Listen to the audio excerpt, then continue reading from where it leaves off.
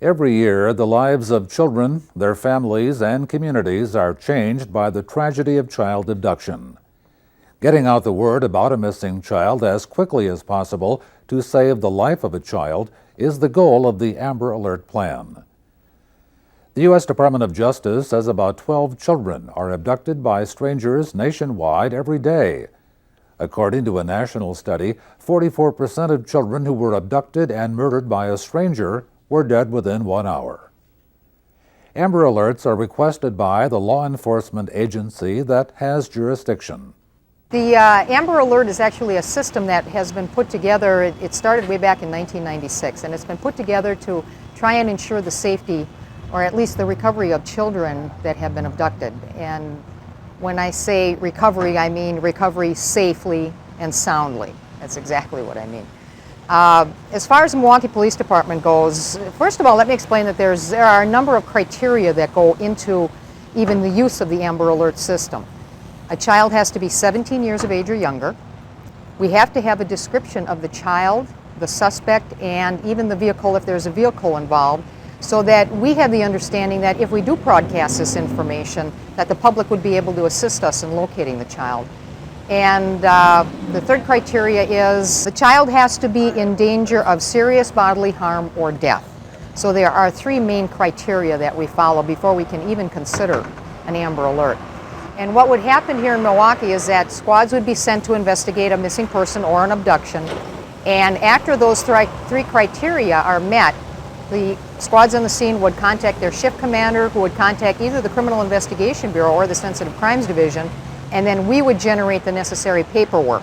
The public needs to be aware when this type of an alert comes out that we need all of them to look for the child as hard as we are.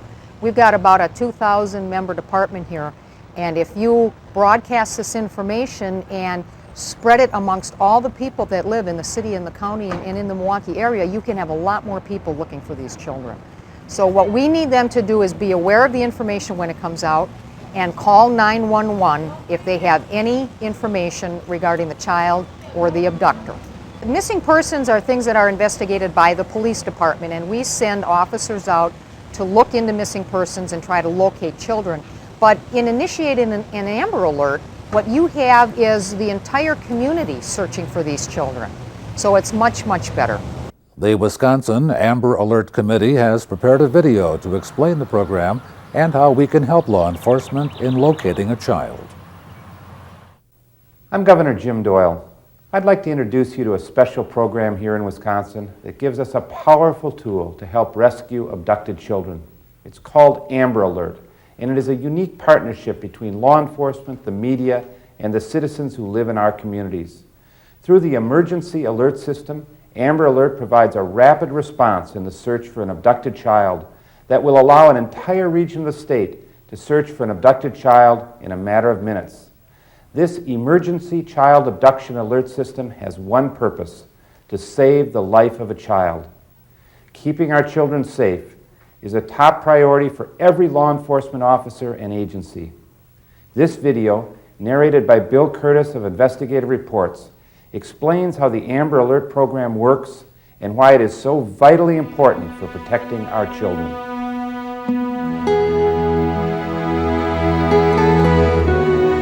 She was a very, very loving daughter. And she was very hugging and kissing and very happy. She was a very happy little girl. She liked to fish, swim, chum around with her friends there, get on inner tubes and float down the Crystal River and float from bridge to bridge.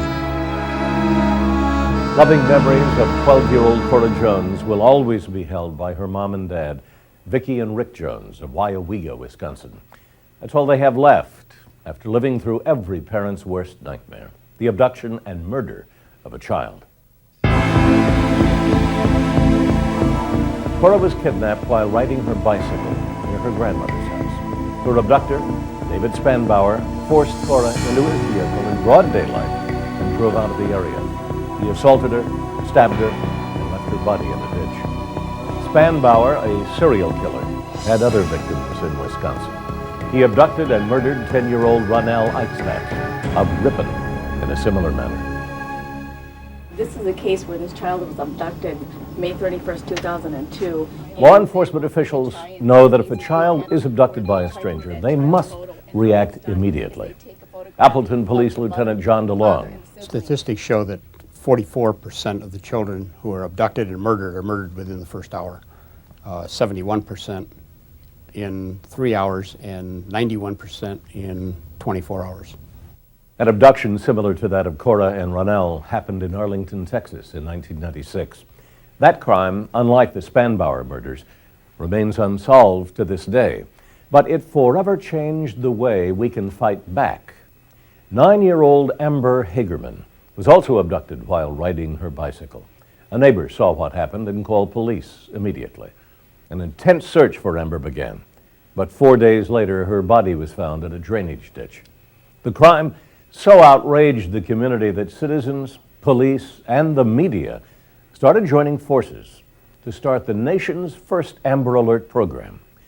It's now found a home in Wisconsin.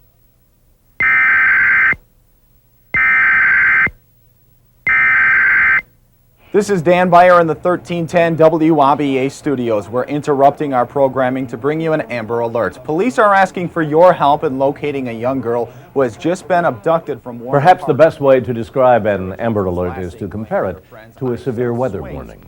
In the case of an Amber Alert, however, the emergency alert system is activated when a child is abducted.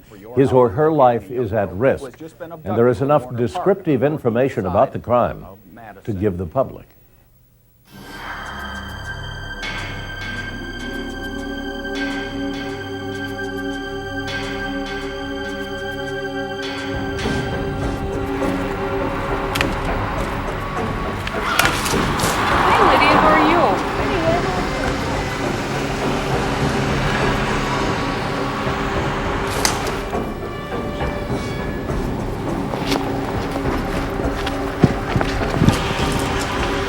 Watertown 911. I think there's been an abduction. Beacon 1060 area of Parkview and Boughton. We have a possible abduction call, came in 911. Suspect vehicle is an older van, teal in color with a white stripe on the side. Hi, I'm not sure, but I think there might have been an abduction. I was out trimming my tree, and the neighbor girl walked by and she said hi to me, and next thing I know, there's her backpack laying on the sidewalk. Suspect is described as... The responding officer must relay information about the abduction to a supervisor. Then the supervisor will decide if the situation warrants an Amber Alert. Special forms are provided for specific information about the child, the suspect, and the vehicle. This review is designed to eliminate the broadcasting of false alarms. The more we cry wolf and it doesn't hand, the wolf is not there, people are going to ignore it. We're not going to pay attention to the signs. We're not going to pay attention that this child is missing simply because it's, well, oh man, it's just another one of those things. Nothing's going to come of it. We have to be very specific. Once the decision has been made to activate an Amber Alert, the reporting agency must contact the Dane County Public Safety Communications Center. Communications, Kathy.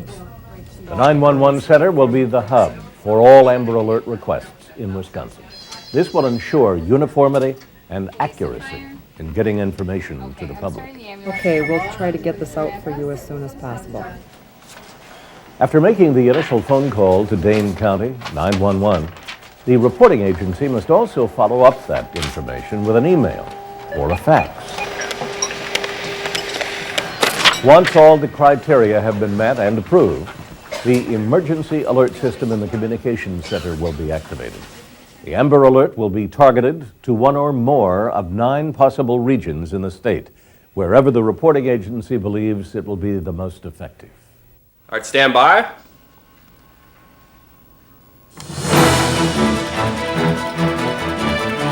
Good evening, everyone. I'm Sarah Carlson. And I'm Charles Benson. We have breaking news at this hour, and it involves an Amber Alert. That means police are looking for a missing child. Right now, the information we have... I step back from my role as a journalist, and I think as a father, I'm thinking, great. I'm glad it's finally coming to the state of Wisconsin. And standing by on the floor. During programming, let's say we have a soap opera on or something like that, there will be a crawl, what we call a crawl in the TV business, at the bottom of the screen, letting viewers know what happened and what they can be looking for. This is an Amber Alert. And I think in most cases, especially in missing children cases, law enforcement and TV and the media in general work well together to get this information because we're all working with the same understanding. A child is missing, a parent is very concerned. What can we do to help?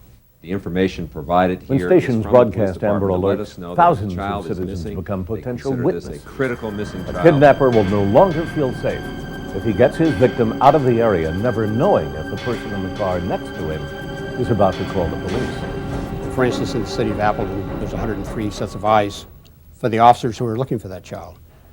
Put that Amber Alert out, and now we have 70,000 sets of eyes looking for that child. And I don't believe that an abductor can escape 70,000 people looking for him. The radio reaches out to everyone immediately. If there's an abduction somewhere in a certain part of the town, county, whatever it may be, if a person is listening to us at that time, that can help out a lot. Additionally, in the most populated areas of the state, motorists who aren't listening to the radio will see information on highway signs operated by the Wisconsin Department of Transportation.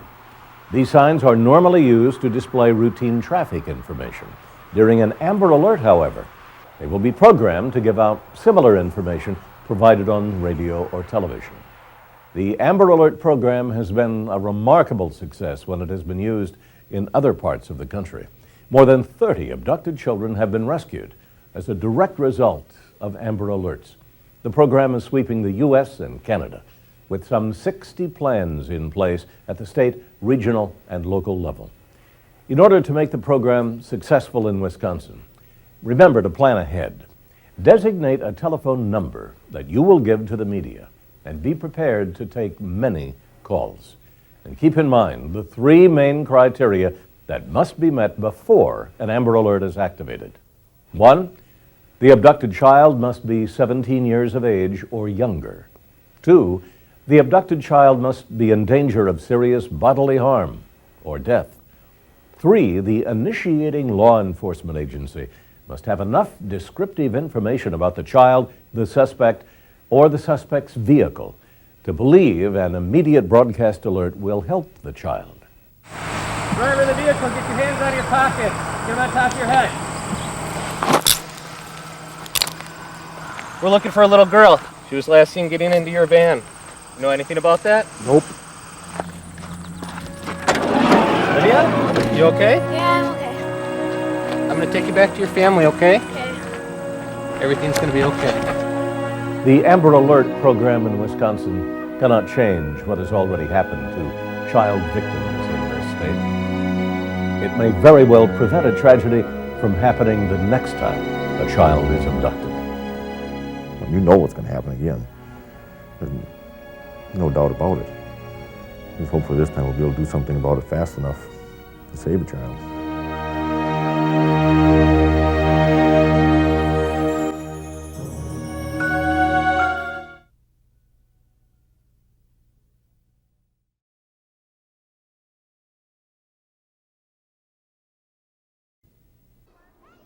Cutbacks in summer school programs have many parents believing that the schools where a majority of meals are offered will be closed, but that's not the case. Fewer summer school opportunities do not translate into fewer free summer meals. Whereas in previous summers, their children may have been enrolled in summer school and taken advantage of that opportunity, and now this year with that option really not being available, they may think there are no opportunities for a meal program, but in fact there are many, if not more than there were last summer. This was lunch for Highmount Boulevard students during the last week of school. Here, some pay full price, some reduced fee, others pay nothing. But the summer food program is free for all participants. The qualifications really are restricted to age, and it would be 18 and under. And other than that, there is no qualification for a child or young person to receive a free meal this summer. In terms of the locations of where the meals are going to be provided, really throughout the city, from our end as Milwaukee Public Schools, we will be offering meals at our playground sites, our community learning centers and safe places, as well as our enrichment camp program. So we have many programs that will be offering free meals. The summer meal program in Milwaukee County is more of a community-wide effort than it has been in the past. MPS has entered into an unprecedented partnership with other organizations. We got together with other providers in the community, the Hunger Task Force, Social Development Commission, Salvation Army, DPI, many other entities, to really rally our efforts to get the word out to the community that there are many opportunities for children to receive nutritious lunch during the summertime. So it's really a combined effort, just trying to pool our resources and get the word out, because we know there's so many more children in the community that are eligible that just don't take advantage of the meals. To find the nearest summer meal program site or distribution location, parents can call Milwaukee's information hotline 211 or the MPS Recreation Office at 475-8180. The free summer meal program continues until August 18th. Once fed, what about all the energy they'll have this summer? MPS also wants you to know that even with summer school reductions, there are still many opportunities for summer learning and recreation.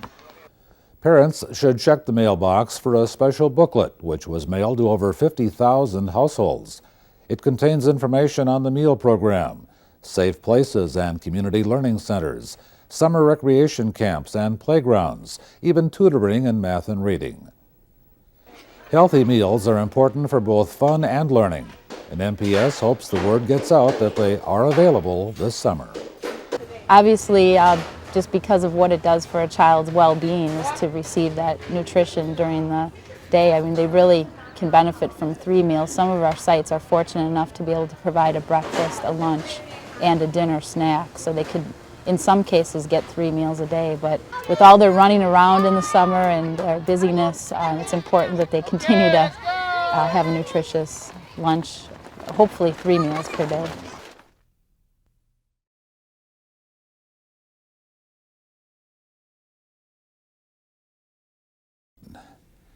Recent headlines told the story.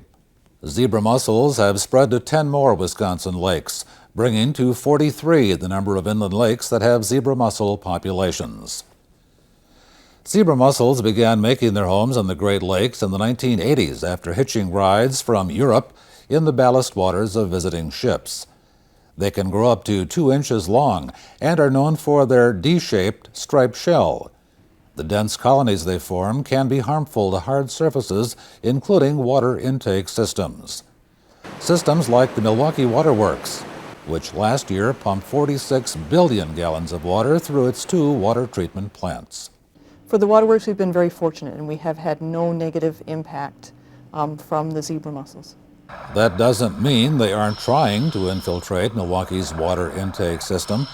These are examples from inspection videos of outside sections of the city's intake systems. Okay, this is the center portion of the crib right here. This is mussel densities are about 3/4 of an inch to an inch thick here. I'm at the big basket. You can see there's quite a bit of mussel density here. 1.5 to 2 inches in spots. Those pesky animals, however, are not affecting the main intake tunnels. Officials say they haven't mattered since it became apparent about 8 years ago that they might become more of a problem. The zebra mussels on the outside of our structures are of no concern to us whatsoever. If they coat the inside of the pipes, they do 2 things. They make the diameter of the pipe smaller, and they make the surface rougher. So it means that it requires more energy to pull the water through a smaller, rougher pipe than a larger, smoother one. So our objective is to keep the zebra mussels from colonizing the inside of the pipe. The Waterworks has been successful in that effort, as we see in video from that same earlier inspection, this time further inside the intake tunnels. The grates are quite clean. They're pretty much absent of zebra mussels at the center portion. Excellent condition in here. As you can see, there's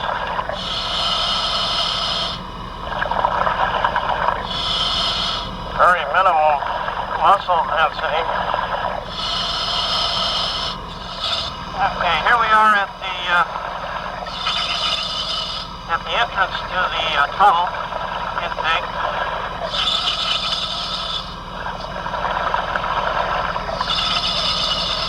Here again, very few mussels.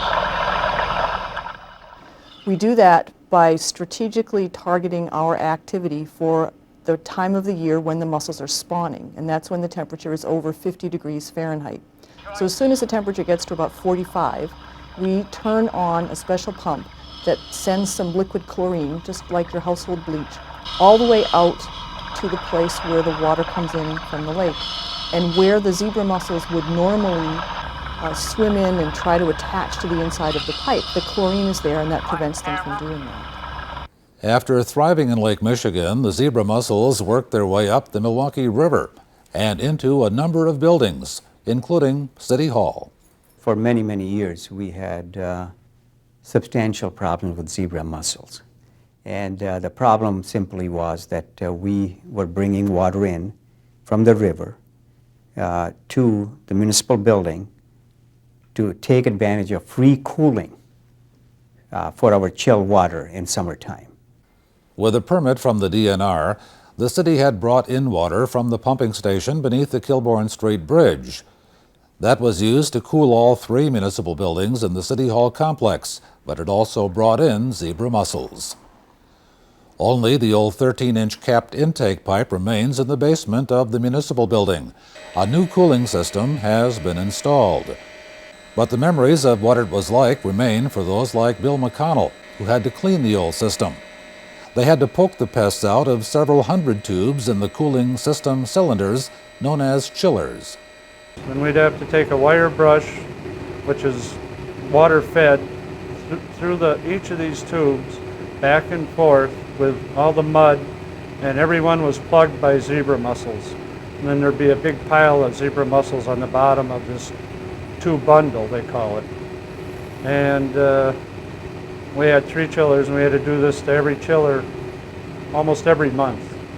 Some of the tubes we even had to run a hard copper wire through just to punch the zebra mussels out before we could even get our cleaning tool into it. So it was a pain. It was also a pain to get rid of the animals. They couldn't be easily disposed of. No, they are considered hazardous material, and we would actually fill drums with zebra mussel and contact an environmental disposal company to come in and take those off of our hands. Why? The mussels filter about 1 quart of water each day, and they remove many of the toxic metals and chemicals in the water. As part of the chiller replacement program, the city brought in new equipment and eliminated the zebra mussel problem in the City Hall complex. So as part of our chiller replacement program, we also then incorporated cooling towers. And of course, because we are very restrained on space in downtown area, the location that was selected for these cooling towers is on top of our municipal building. The new method works excellent. We've been in operation for over a year now with our new cooling towers, and it's working wonderful. We have no headache from worrying about zebra mussel clogging up our tubes. Other good news is that most lakes in Wisconsin still have not been invaded by the zebra mussel. However, the primary way they travel is by boat, and the DNR urges boaters to drain their live wells and bilges and remove any visible plants and animals from boat and trailer before traveling to a new body of water. The zebra mussels have changed the ecology of Lake Michigan, and scientists still aren't sure how this species will affect other plant and animal life in the long run. But we can expect their numbers, already in the billions, to soar, since they apparently have no major predators, and since one female can hatch 1 million eggs every year.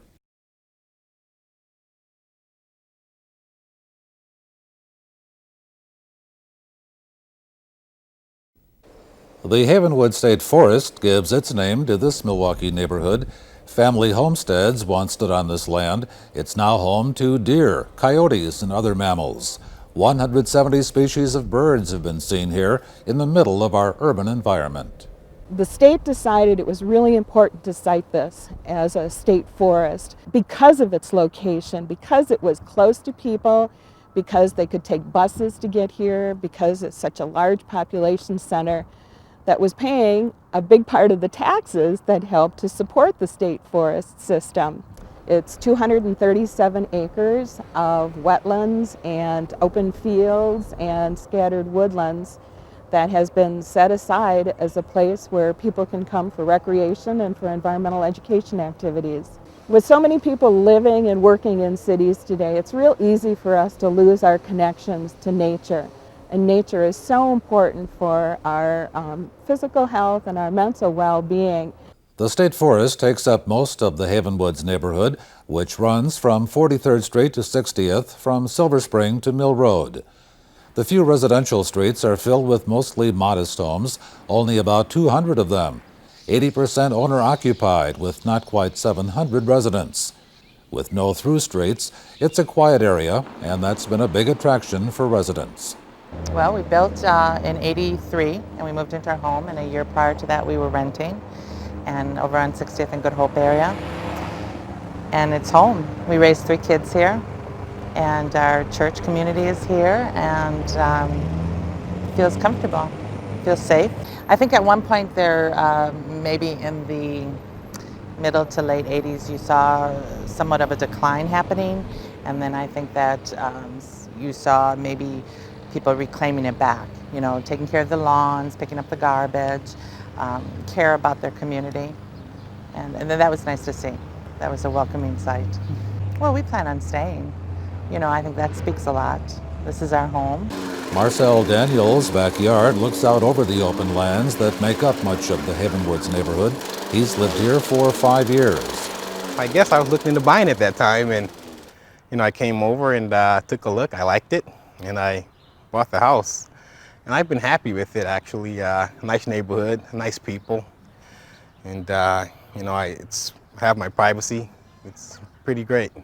We got a lot of residents that's been here a long time, since the early 50s, and I'm relatively new to the neighborhood. I know just about everyone on the block. They're real nice people.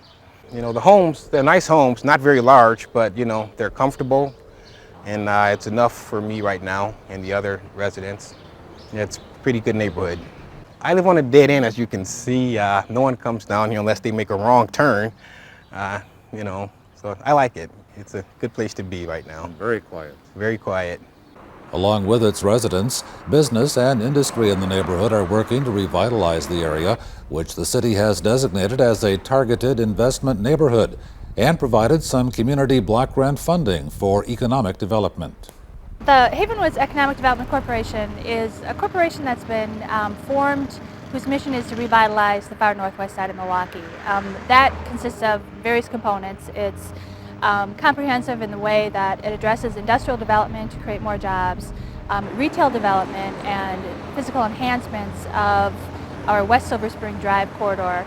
And then it also has a housing component that we use for home rehab and providing financial incentives to homeowners to fix up their homes. The city lists only 4 duplexes in this neighborhood. The oldest may be this building on North 56th Street, dating to 1888. It probably sat in the middle of a farm field years ago, and vacant former farmlands like the 69-acre Bacher farm site provide hope for continued revitalization. The Bacher farm site is a significant site for industrial development, primarily because of how large it is, and because the environmental issues are few, relatively speaking, to when you look at the central city of Milwaukee and the environmental issues that exist for the industrial corridors there. The eastern boundary of Havenwoods boasts another open space, Shandaker County Park. It also includes Berryland. The 391-unit housing development is one of 3 built by the city in 1950 for returning veterans and their families. The 84th Army Reserve Division has its headquarters along Silver Spring Drive. The Army and Milwaukee County House of Corrections were among former tenants dating back to the early 1900s at the state forest site. In the 1970s, A group of citizens and community leaders fought development plans and pushed to have the land set aside as a green space in the middle of Milwaukee, among them the Friends of Havenwoods. Over the years, we've done everything from working on trails to wood chipping trails and planting trees and you name it. In fact, our volunteers probably average over 1,000 or 1,200 hours per year on volunteerism. I like it to the fact it's a chance for local children and people to get away from the city. And there's an environmental awareness center, free admission, free programs. We got 10 miles of trails. Havenwoods is not only an important recreation site, it also is helping prevent flooding downstream in Lincoln Creek. A flood-control detention basin was built here to hold up to 39 million gallons of water during the storm. The park's Environmental Awareness Center has a number of displays. The live animals are native to Wisconsin and include the Butler garter snake, a threatened species found in only 2 southeast Wisconsin sites. You can tour the residential streets of the Havenwoods neighborhood at any time. The park is open from 6 a.m. to 8 p.m. daily. A state park sticker is not required at this nature preserve, an important asset to this urban neighborhood. I think it's good important for the open air and this piece of land that hasn't been asphalted, concreted, and what else on it. Like I say, people can come here and learn about environmental education and how to treat the land and things like that. Well, I think it's terrific. It gives an identity to this area, and I like to hope that people who live in this neighborhood see Havenwoods as their neighborhood park. I'm real encouraged by the interest in developing this neighborhood.